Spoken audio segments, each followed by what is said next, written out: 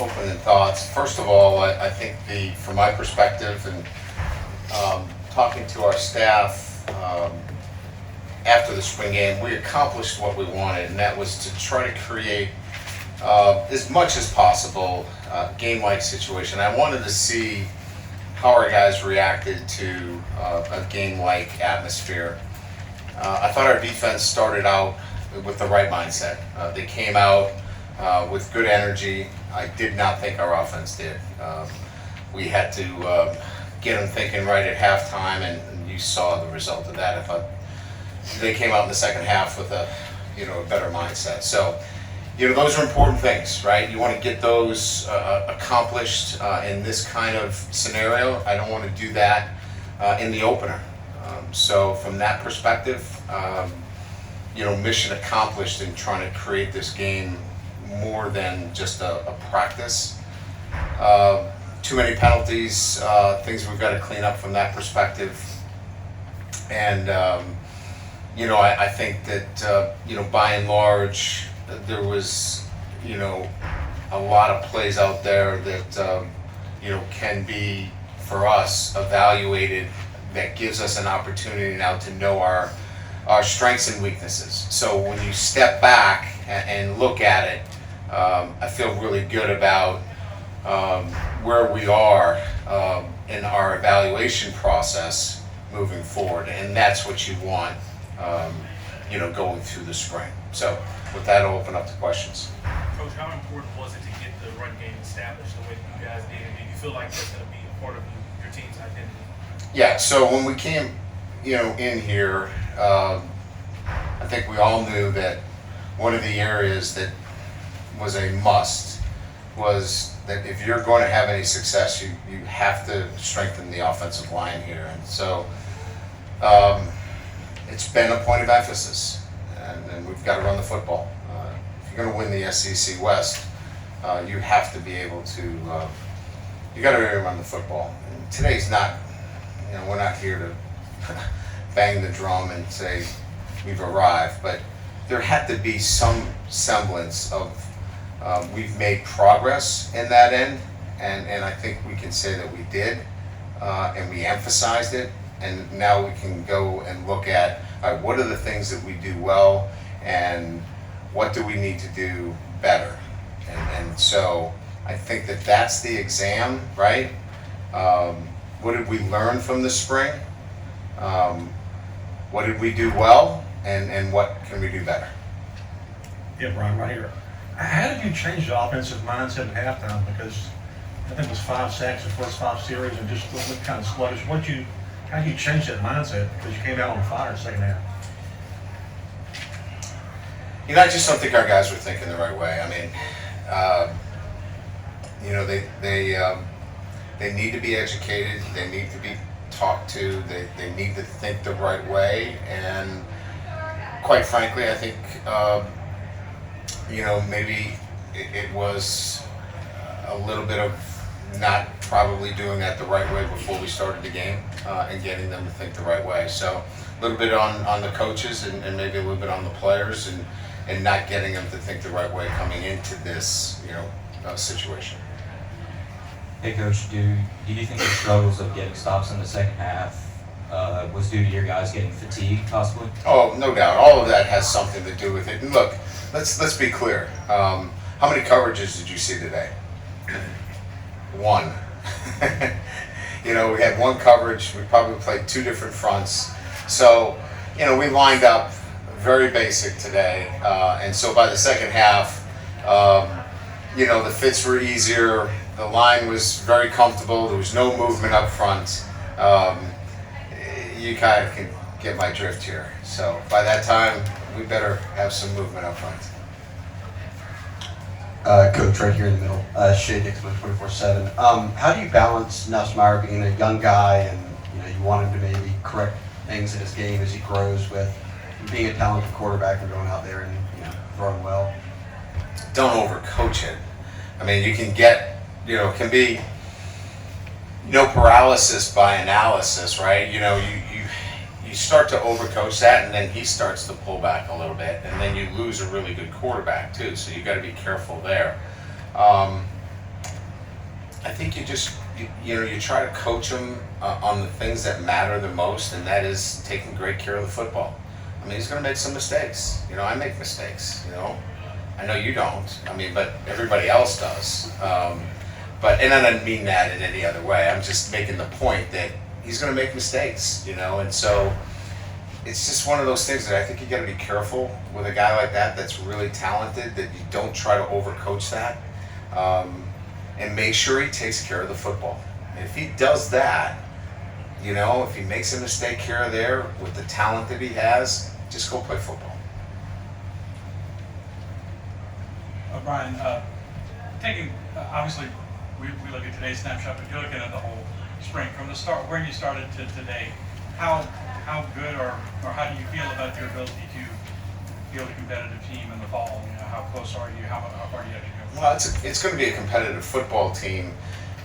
We have some holes, and those holes need to be addressed and need to continue to work on. I'll get a deeper dive on this over the next couple of days. I always try to get through the spring and know my weaknesses, because I don't want any surprises as I go into camp. Look, if I started to look at them right now, those backs run really hard. You better tackle them. You better get our backs on the ground, and you saw that today. They can catch the ball, come out of the backfield. We'll continue to work on some things that are, in my eye, some weaknesses, but they bring some traits across the board that I think are highly competitive in this league. The receivers, they can go get the football. We need to be a little bit mentally tougher, play in and play out, but they can compete at a high level. I like Kobe Taylor today. I mean, I thought he showed himself more than just, a pedestrian player.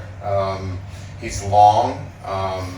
He showed some yardage after the catch. He needs to live, if possible, in the weight room with us. And if he does that, with Mashburn, maybe we got something there. So that's an upgrade for us. The O-line gets better. Campbell was really good today. I thought Turner was consistent. We had the one, situation with an illegal snap, but by and large, I thought the offensive line got better as the game went on.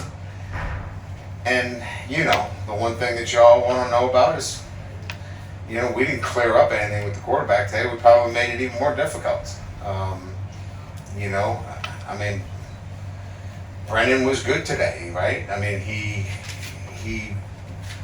does really good things with the football. He knows the offense. He's smart. He takes care of it. Nussmeier, we talked about Nussmeier's athletic ability, his arm strength. Daniels is really, really fast, and Walker's got one of the strongest arms on the team. So I don't know if we cleared up anything there, and we know defensively that front is really, really good. The safeties tackled so much better today. So that's kind of a synopsis of what we've done. That was pretty good, wasn't it? I don't know how many wins that equals, but that makes us more competitive. Coach, in terms of the passing game, Jack Fish, how big is he going to be involved, or how do you feel like he's going to be involved more in the passing game? He's deceptive, right? I mean, you guys were here. I mean, I'm seeing him like for the first time, this spring. He's, deceptive in the sense that he uses his body well. He positions himself well. He plays better than sometimes he practices. Like, he's a gamer, I mean, I guess you guys, you're used to seeing him play. Last year, when it's time to play and the lights go on, you can count on he's going to make some plays, and we saw that today. Coach Kelly, right here in the middle, G Sports Media. What's the point of emphasis going into the off season as far as the return game? Having that ability to be able to flip the field position when you get into the first game of the season in the Superdome. Well, I mean, we really hadn't spent any time on it, right? So it's been all punt and protection and we've got competition coming in at the punting position to flip field position there. Jay Bramlett comes in and he'll compete at that position. We've got skilled players that can return. You saw some of those runners today; they run hard. So if we do a good job and really commit ourselves to that end, we should be really good special teams. Brian Polian does a heck of a job. That's why he's here. I think we can. That can be a strength of ours moving forward. Hey Brian, Yes. Ron Gillen, Fox 8 New Orleans. We've seen it all spring. We got to see it in the spring game with John Emery Jr. Is the sky the limit for this kid in the fall? Because when he came out of Deschamps, he was highly recruited. He's kind of had some down spurts, obviously academic problems last year. But it seems like everything's going in his direction going into this fall. I was really impressed with him today. He was probably, I don't want to give you an exact percentage because I'm not sure, but he was less than healthy. Most would have said, why would you play him today? But he wanted to go. Because, he was like, look, I'm going to get banged up during the season. I want to know what it's like not to play 100% because I'm not going to be 100%. And so just kind of that kind of mindset, says a little bit about him. And he wanted to get out there and, I was proud of him. He fought through, not being 100%, and we saw what kind of back he is, even banged up. All right, Coach has time for two more. We got Ed and then John. Coach, in all the time that you've been doing this, have you ever played two guys before, and if it was like super close, would you consider doing that? I had to ask. I'm sorry. Nightmares. I've played two. Yes. I think LSU when I was at Notre Dame in the Music City Bowl, I played two. It's not easy. It's not easy. It has to be a situation where you have to do it. I'd much rather just play one quarterback and try to fit the offense to their traits, over somebody else. The two quarterback situation is so difficult to manage, honestly. Josh, you got the last one. Hey, Coach, here in the back. Can you talk about Joe Burrow, Jamar Chase, all these guys coming here this weekend, getting them involved in the weekend, and just how have you gotten to know them? Yeah, I'm a little salty about the whole thing. Joe Burrow, when I was in Cincinnati, I had a petite filet named after me at Jeff Ruby's Steakhouse.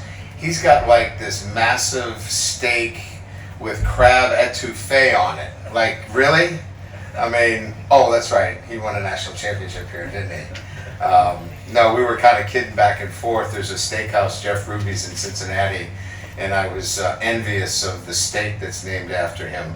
We had a great time and got a chance to talk a little bit about, just his time here, right? And how much it meant to him, and being a guy from the Midwest, and certainly having spent time in the Midwest, how much that transition for me and him, there's some similar paths, and we're kind of sharing the same experience, how much we both have enjoyed it. So it was really good to have that conversation with him. And then Jamar is just such a nice young man. You can see how he was embraced here, both of them. So it was nice to connect this week. I did a couple of Bell Club events, and to see our alums back in town, hundreds of alums. It's nice to see that bridge that has our alumni coming back to town and being part of LSU and LSU football. Thank you. Appreciate it.